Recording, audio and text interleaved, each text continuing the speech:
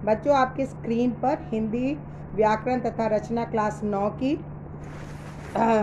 पुस्तक है। इसके अंतर्गत आपको आपके सिलेबस के हिसाब से पढ़ाया जा रहा है और उसमें मैंने बहुत सारी चीज़ें आप लोगों को बताई।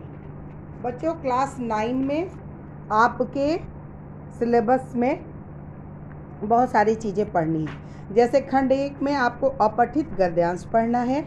वर्ण विच्छेद के अंतर्गत वर्ण, वर्णमाला, वर्ण भेद, अनुस्वार, अनुनासिक, र व्यंजन के विभिन्न प्रयोग, नुक्ता, वर्ण विच्छेद पढ़ना है।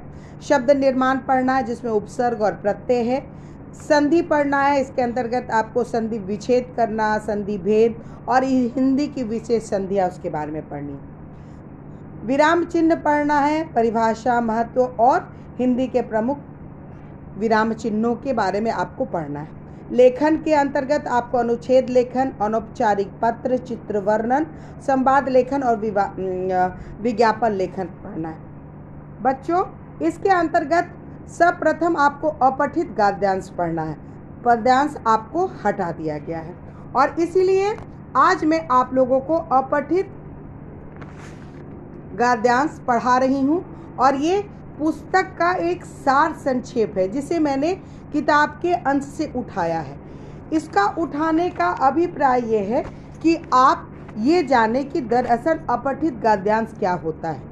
मैं एक उदाहरण दूंगी तो शायद आप उसे अच्छी तरह से नहीं समझ पाएंगे, इसलिए मैंने सोचा कि मैं पुस्तक के कुछ पृष्ठों को आपके पास दूं और आप उसे अच्छी तरह से पढ़ें और पढ़ने के बाद आप उसे समझें।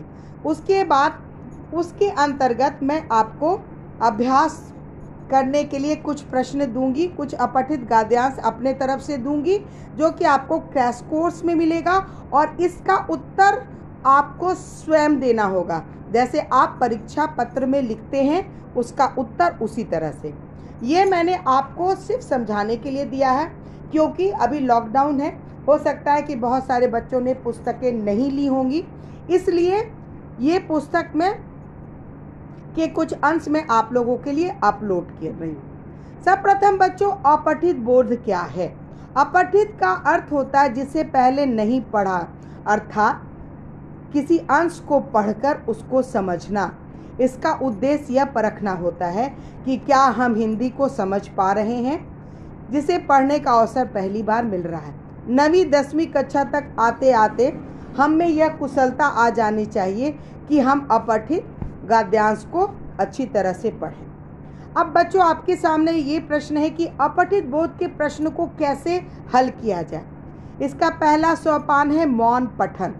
हम एक बार पूरे गद्यांश को समझते हुए पढ़ें।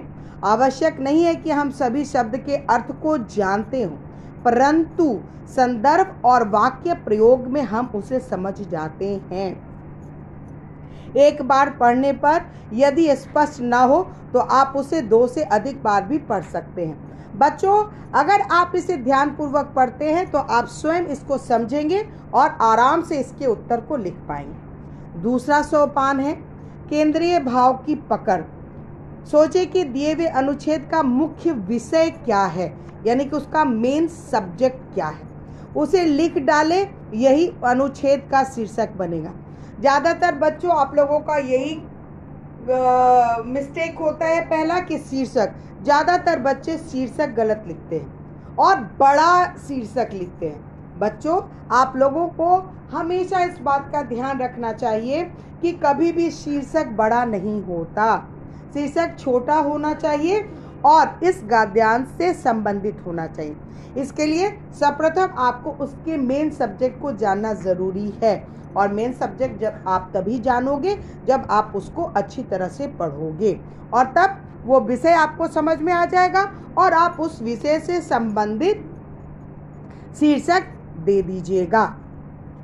बच्चों, तीसरा सोपान है प्रश्न तथा दिए गए विकल्पों को ध्यानपूर्वक पढ़ना चाहिए ताकि उचित विकल्प का चुनाव आप इसमें से कर सके।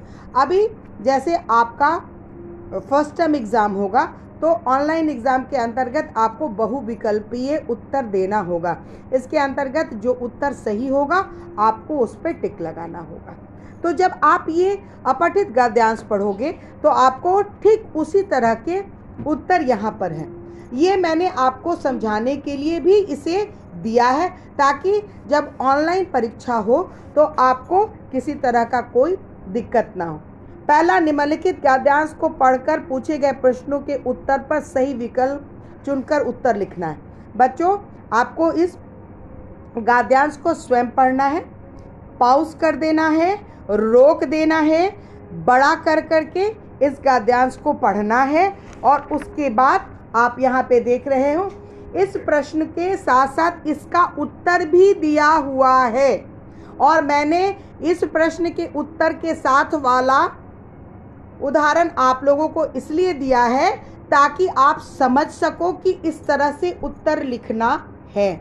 और इसके लिए मैंने पूरे के तीन गद्यांश, उससे संबंधित उत्तर और उसके सही विकल्पों के साथ आपको दिया है।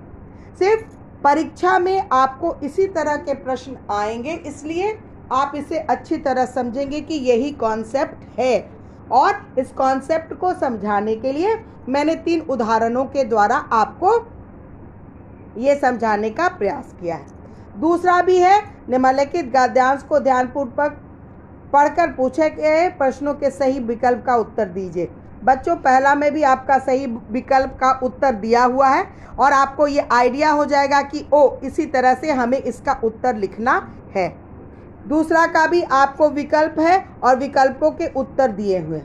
ये आपको ये समझाने के लिए है कि आपको इसी तरह से पढ़ना है गद्यांश को और उसके उपयुक्त उत्तर को लिखना है। यहाँ पे आपका उत्तर दिया हुआ है, लेकिन इसके बाद जो भी आपको गद्यांश दिया जाएगा उसके उत्तर आपको नहीं लिखे होंगे, वो स्वयं आपको लिखने होंगे।